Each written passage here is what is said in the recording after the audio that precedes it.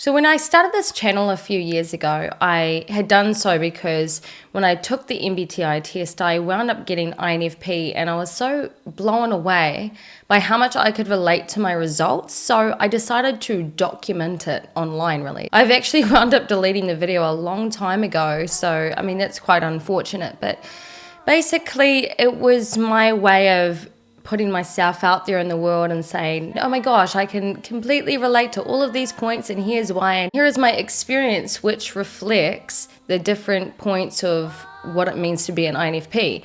And that's basically how this channel started. It almost became like a virtual diary.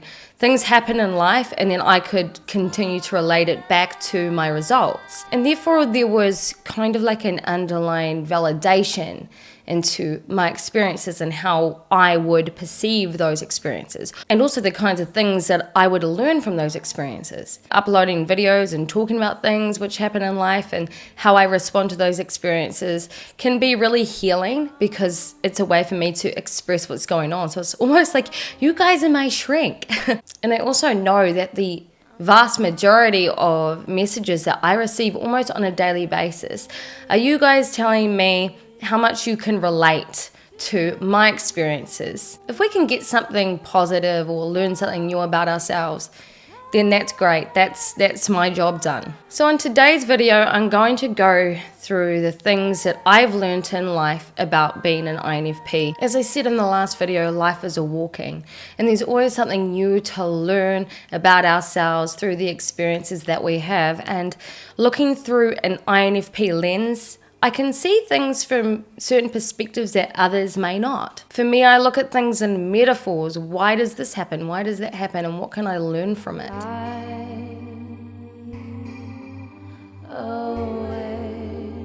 So just this past weekend, I attended a Native American sweat lodge, the Pahalakichi, and in one of the 4 rounds, we had discussed the kinds of judgments that we put on ourselves. We would take turns in the lodge being able to express these certain judgments that we have in ourselves, issues in which we think people are judging us based on. And of course, we would release these to the rocks and whomever that we pray for, whatever kind of creator whom we recognize. So I'll come back to the point of the lodge in a minute, but one of the things that I talk about on my channel a lot is the ability to be able to walk away from people or situations which don't serve us, which bring us down, which don't grow our corn. INFPs are really good at doing this because we tend to be unapologetically ourselves, even though in social situations we also feel very vulnerable and reserve our true selves. We're the kinds of people who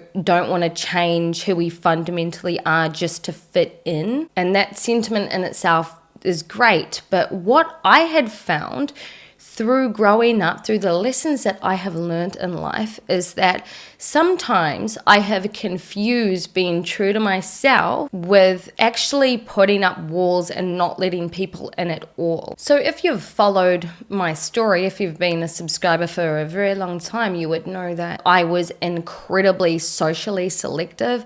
And part of that was because there had been so many times where I wasn't accepted for who I was, and I would wind up being a little bit of a social outcast. But the problem is that I really wasn't willing to change who I fundamentally was, my personality, in order to fit in. So I found myself alone. This was something that I was proud of at the time, because it was me standing in my power and not willing to let other people influence me or pressure me in any way, shape, or form. It felt rather quite empowering, even though I did find myself alone. But as the saying goes, I'd rather be hated for who I am than loved for who I am not. And that still stands true today. However, as I've come to upload to this channel, I have discovered something really important about this fact. It's the other side of staying true to yourself and standing in your power, which I have discovered, and that is that while I have been doing that, being in my esteem, I have also shut people out unnecessarily because I have had the fear of being rejected or not being liked. So this particular thing had come up in Lodge in the weekend, where I had placed certain judgments on myself that I must not be a likable person because I have found it really difficult to make friends and retain friendships. And part of that is because every time I'd let someone in, I'd have my guard up. I wouldn't really open up very well. And if I had an inkling of someone wanting to walk away or reject me, it's like I would be the first one to kind of intervene in the situation and walk away from it before I would get hurt and rejected. And that, of course, is an assumption. I found that in life I wouldn't give people enough chances to be my friend and to let them in and to be quite casual about it, to take things one step at a time. So I've discovered that I can both stand in my truth and let my walls down. There is absolutely a misconception that INFPs don't like people because we are introverts. And while we are incredibly socially selective, we actually really love people. We love people so much, in fact, that we only want to be able to invite people in where we know that we can grow their corn too. We don't want to be in a situation where we're not going to be adding anything to that relationship. We would find it really hard to forgive ourselves if we knew that we're just a waste of time in someone's life. So we're also socially selective on behalf of the other person in the relationship too. And with that comes a little bit of overthinking. It comes with a little bit of self-judgment because we want to know that we can please people, that we do add value. We pride ourselves on being the kinds of people that other people can rely on for being emotionally nurturing, being intellectually nurturing. So one thing that I have learned in my journey of being an INFP is that I cannot please everyone. And not everyone is going to like me, and that is absolutely okay. Being true to yourself means that there will absolutely be people who don't like that. In the pursuit of truth to who we are, it's important that that's something that we accept. When there are people who don't like what we have to say or what we represent, then we must be doing something right because we are creating waves. Well, I mean, clearly, it's not always right, but, and we'll get to that very soon. But when we stand up for truth, when we stand for something, not everyone is going to see eye to eye with that because we are in a world full of different people with different beliefs and different values and different morals. And that's the reality of it. But we are the kinds of people who create waves. We're the kinds of people who want to create waves. That is part of where our purpose leads us. The fundamental part of being INFP is to create impact based on our introverted feeling, what we truly value. And that means there are going to be people who don't like that. And by gosh, there are some really great INFPs that have been before that have made those kinds of waves and whom also had people who didn't like them, such as Princess Diana. We're on the topic of the royals right now. The Queen loathed Princess Diana because she went against the grain of what it meant to be a royal. She actually wanted to help people. She actually wanted to be the princess, the queen rather, of people's hearts rather than a ruling member of the royal family. And while Diana felt vulnerable many times, she went through her own mental illness and bulimia, she still continued to be on her pursuit of truth.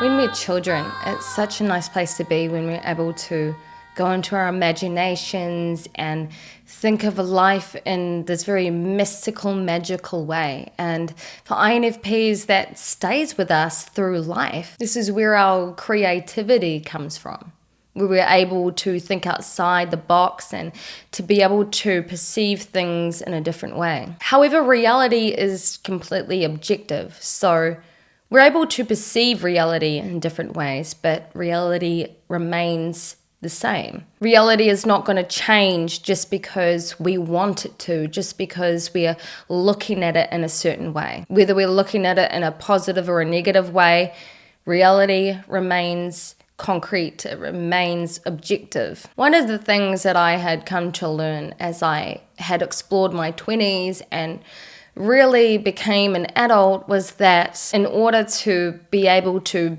be okay in life, I had to take the rose-tinted glasses off. What I mean by taking the rose-tinted glasses off was to see reality for what it is, to be accepting that life isn't always rainbows and sunshine, that life doesn't always reflect my imagination, that life just is, and the best thing that I can do is to do my best in every given situation, and it doesn't always happen like that. I have been through the ringer. Life has not been kind to me, but life is not kind. Life isn't supposed to be kind, nor is it supposed to be bad. Life just is what it is, and it's how we manage it internally. I was once a homeless solo mother. That's really difficult, and my heart goes out there to anyone who's in that kind of position, or who lives in poverty, or who lives in a dire situation in which continues to suppress them. As a teenager, I had all these ideas of what I wanted to be in life and where I wanted to go, which path I wanted to travel, and it didn't really happen like that. Life caught up to me. Life gave me a box of chocolates. What I needed to do was see those situations for what they really were and to be accepting of them. The one thing I really love about INFPs is that innocence. Now, this innocence is what makes us beautiful people. We shouldn't drop the rose-tinted glasses indefinitely. It's rather about seeing reality for what it is and how we internally respond to that. Take the likes of J.R.R. Tolkien, for example. He was said to be an INFP and he had fought in World War II. Doesn't really seem like the best place to be, really. I mean, I wouldn't want to fight in a war, let alone for an INFP to be put in that situation and to be able to manage that. But what Tolkien did was he used that experience to fuel creativity. He used that experience to write The Lord of the Rings. And that is something that we INFPs have that's really special. Yes, we may struggle with reality from time to time, but it's how we use those experiences in life to fuel who we are and what we choose to do with our lives. Tolkien managed to utilize a really painful situation and turn it into creativity, and yet he did not cower in the face of a very harsh reality. Now, I am super stubborn. If you challenge me in any way, shape, or form, and I have an opinion about something, I'm going to be standing behind that opinion 110% until somehow I go through cognitive dissonance and learn something new, which happens like a lot. And so it should. So introverted feeling is our value-based system. We have particular values in life and we stand by those like a dragon. As INFPs, we feel that our values reflect who we are. We feel that they reflect our personality. So when those values get challenged, we feel that it can be an attack on our personality. So when we are trying to stand up for what we believe in and our values, we can appear to be pretty stubborn in that pursuit. But does that make us right? No, it doesn't always mean that we're right. And you know what? That is absolutely okay. As I said, life is a walking. We learn things along the way, and then we unlearn things, and then we learn things again. What I've learned as an INFP is that it's okay to be wrong. It's okay to have my values challenged. It's okay to engage in discourse and to be able to discuss things with other people who hold different beliefs than myself. And that engaging with other people in discourse doesn't mean that my values are wrong either. We all have different perspectives in life, and that's what makes humanity incredibly beautiful. This could also translate into judgments on myself as well.